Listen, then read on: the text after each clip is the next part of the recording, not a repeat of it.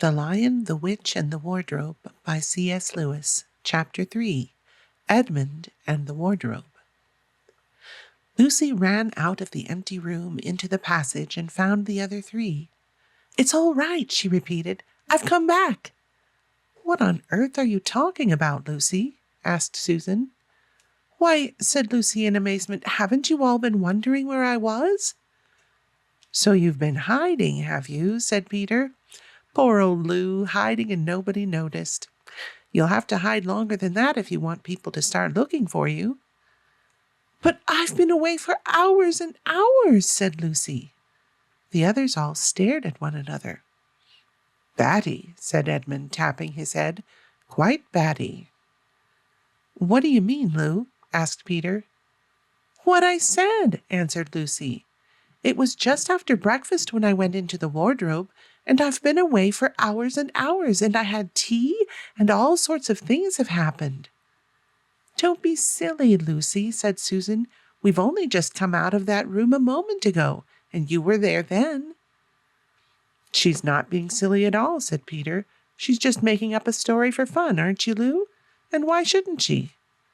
"No, Peter, I'm not," she said. It's a magic wardrobe. There's a wood inside it, and it's snowing, and there's a faun and a witch, and it's called Narnia. Come and see."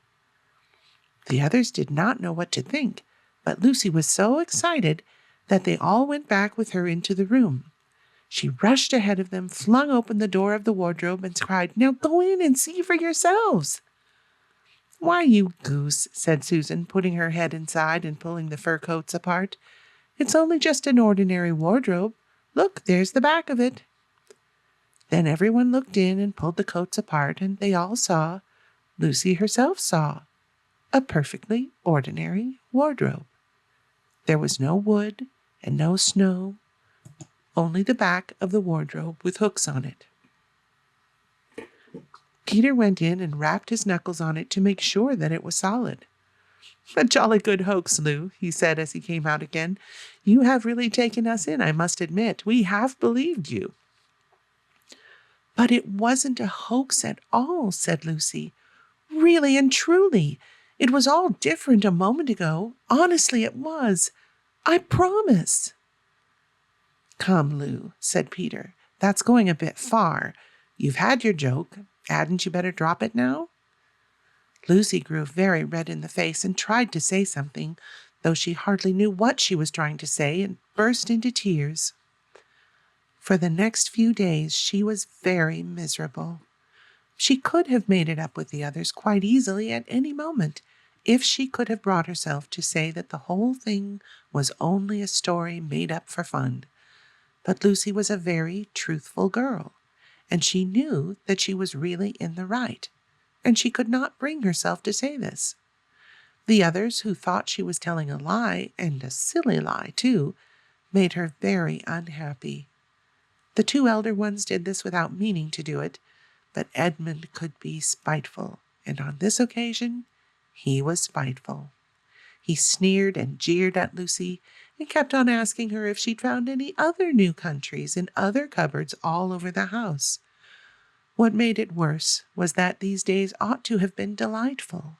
The weather was fine, and they were out of doors from morning to night, bathing, fishing, climbing trees, and lying in the heather. But Lucy could not properly enjoy any of it, and so things went on until the next wet day. That day, when it came to the afternoon and there was still no sign of a break in the weather, they decided to play hide and seek. Susan was it, and as soon as the others scattered to hide, Lucy went to the room where the wardrobe was.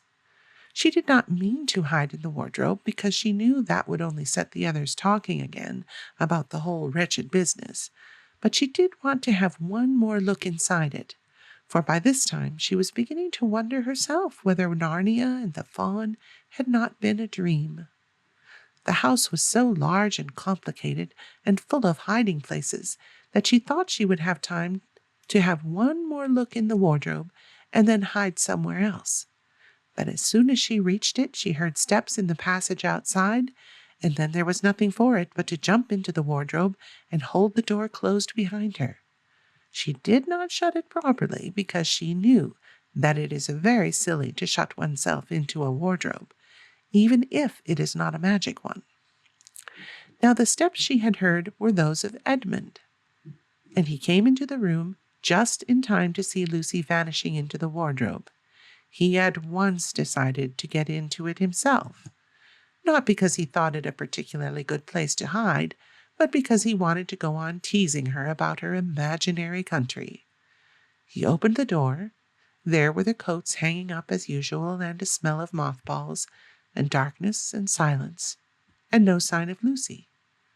"She thinks I'm Susan come to catch her," said Edmund to himself, "and so she's keeping very quiet at the back." He jumped in and shut the door, forgetting what a very foolish thing this is to do. Then he began feeling about for Lucy in the dark. He had expected to find her in a few seconds, and was very surprised when he did not. He decided to open the door again and let in some light, but he could not find the door either. He didn't like this at all and began groping wildly in every direction. He even shouted out, "Lucy! Lou! Where are you? I know you're here!" There was no answer, and Edmund noticed that his own voice had a curious sound, not the sound you expect in a cupboard, but a kind of open-air sound. He also noticed that he was unexpectedly cold, and then he saw a light. "Thank goodness," said Edmund. "The door must have swung open of its own accord."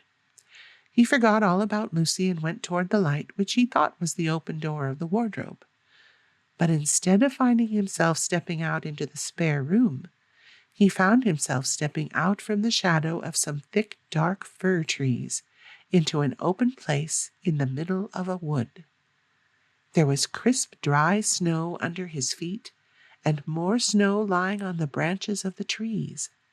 Overhead there was pale blue sky, the sort of sky one sees on a fine winter day in the morning.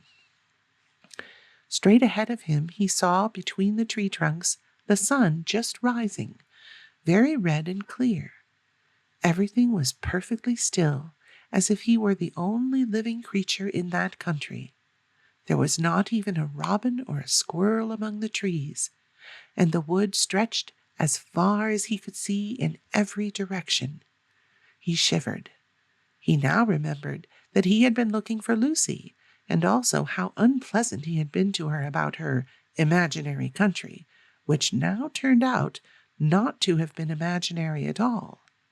He thought that she must be somewhere quite close, and so he shouted, "Lucy! Lucy! I'm here too! Edmund!" There was no answer. "She's angry about all the things I've been saying lately," thought Edmund. And though he did not like to admit that he had been wrong, he also did not much like being alone in this strange, cold, quiet place. So he shouted again, "I say, Lou, I'm sorry I didn't believe you.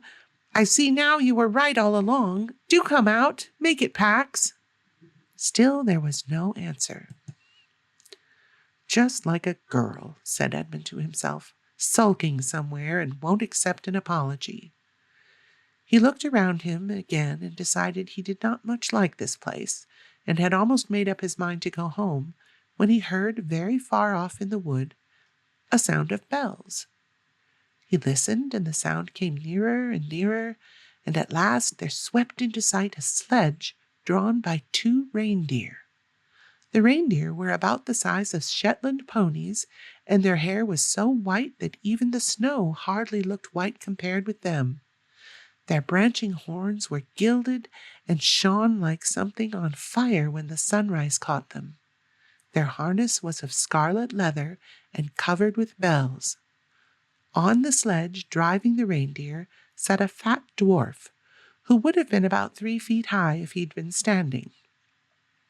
He was dressed in polar bear's fur, and on his head he wore a red hood with a long gold tassel hanging down from its point. His huge beard covered his knees and served him instead of a rug. But behind him, on a much higher seat in the middle of the sledge, sat a very different person. A great lady, taller than any woman that Edmund had ever seen. She also was covered in white fur up to her throat, and held a long, straight golden wand in her right hand, and wore a golden crown on her head. Her face was white, not merely pale, but white like snow or paper or icing sugar, except for her very red mouth. It was a beautiful face in other respects, but proud and cold and stern. The sledge was a fine sight as it came sweeping toward Edmund, with the bells jingling and the dwarf cracking his whip and the snow flying up on each side of it. "Stop!" said the lady, and the dwarf pulled the reindeer up so sharply that they almost sat down. Then they recovered themselves and stood champing their bits and blowing. In the frosty air, the breath coming out of their nostrils looked like smoke.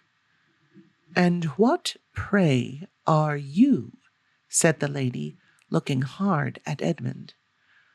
My name's Edmund," said Edmund rather awkwardly. He did not like the way she looked at him.